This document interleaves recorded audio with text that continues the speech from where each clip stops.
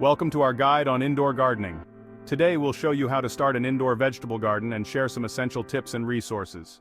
To grow vegetables indoors, start with grow lights. These simulate sunlight and ensure your plants get the light they need. Next, use a high-quality soil mix that supports healthy vegetable growth.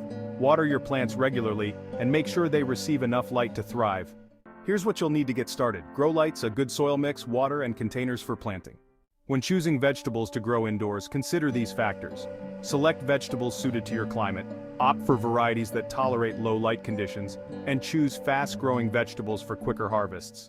For successful indoor gardening, remember to fertilize your plants regularly to provide essential nutrients, manage pests to keep your plants healthy, and harvest your vegetables when they're ripe and ready.